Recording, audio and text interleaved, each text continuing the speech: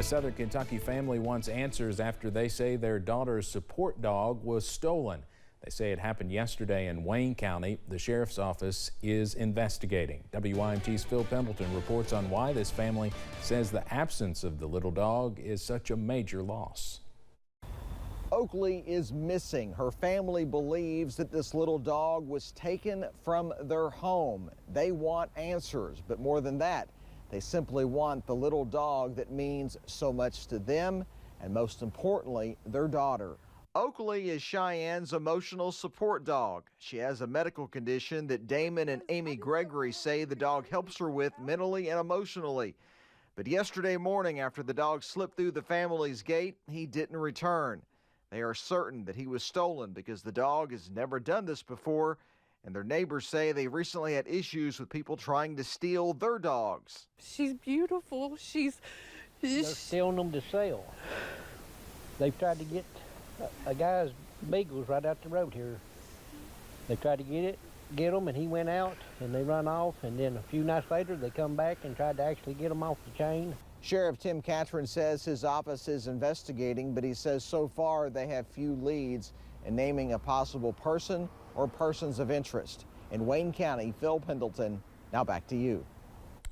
The family says they are considering a reward for whoever returns the missing dog. We have some information on WYMT.com on how to contact the family if you know where the dog is. Christmas is about giving, and one nonprofit in Pike County is partnering with folks from around the country to give to their community. Thankful Hearts Food Pantry in Pikeville is holding its 20th Christmas giveaway at the YMCA on Saturday.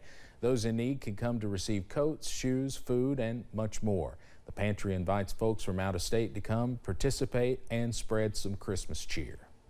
Yeah, so it's not just Thankful Hearts in the Y. We have submission teams from Maryland and North Carolina. They come up and they work with Thankful Hearts. You know, back in July when they were here, we were so glad just to see each other again because, you know, the year before last, it was a little bit different. Thankful Hearts Food Pantry Coordinator Tricia Scott said it is a blessing to bring other missionaries into the area to help the community. We'll have more from Thankful Hearts and the YMCA coming up tonight at 6.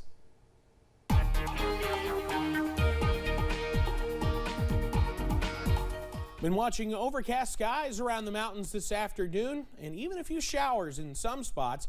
That hasn't hurt those temperatures, though, much at all. I-75 at London. You see, we actually had a little bit of sunshine earlier on today, but mostly cloudy skies have been the calling card of this Wednesday afternoon here in the mountains. Buffalo Mountain camera.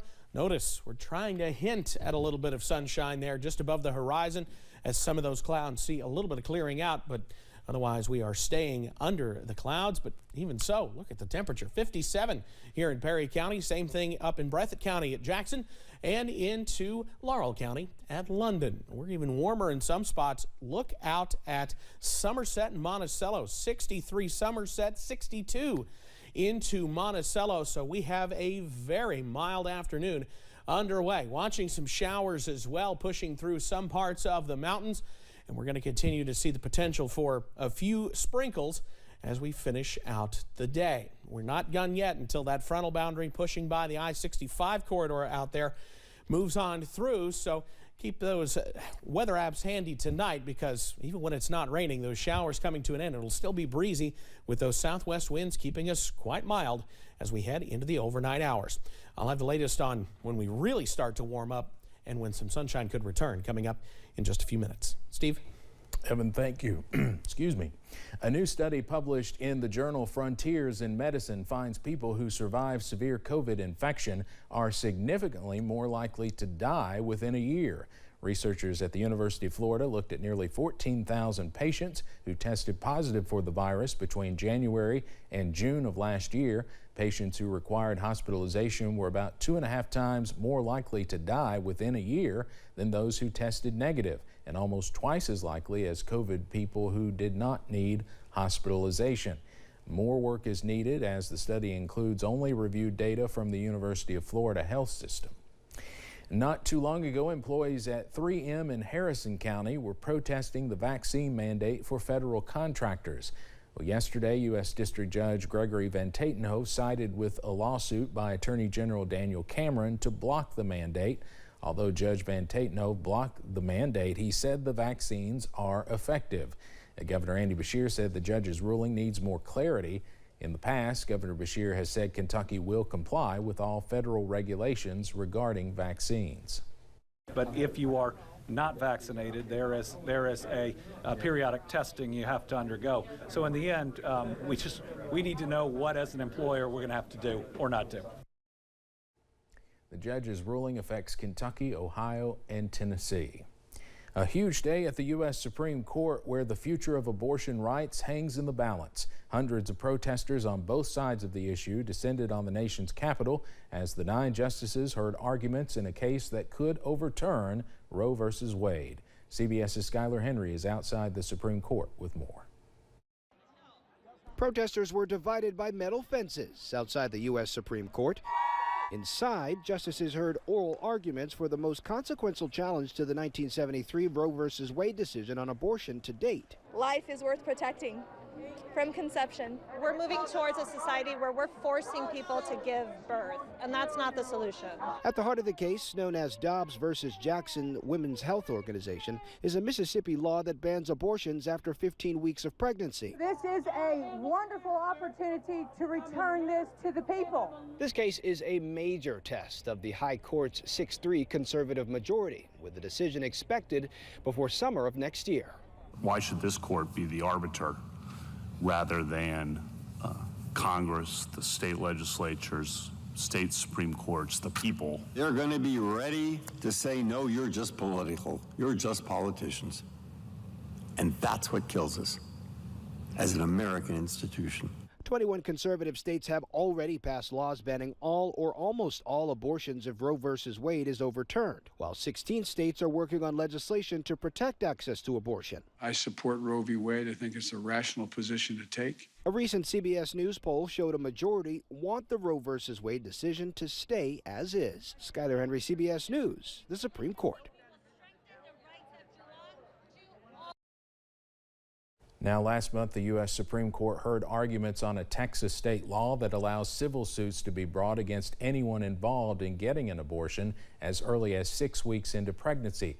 The Supreme Court may rule on that case soon. A community is in mourning in Michigan after 3 more American students lost their lives in a school shooting. The 15-year-old suspected shooter was armed with a semi-automatic gun and also wounded 8 people. The sheriff's office says the suspect's father purchased the gun that was used just 4 days ago, but police do not yet know the shooter's motive.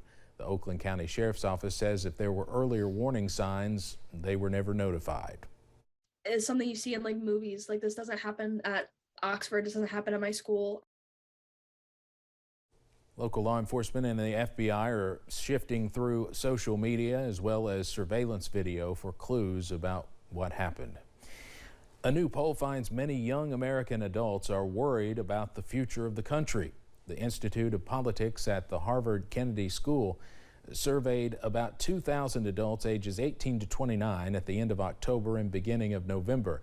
55% of respondents said they were fearful about America's future, while 44% were hopeful. Many also do not believe America is a functioning democracy. 52% say it's in trouble or has failed altogether.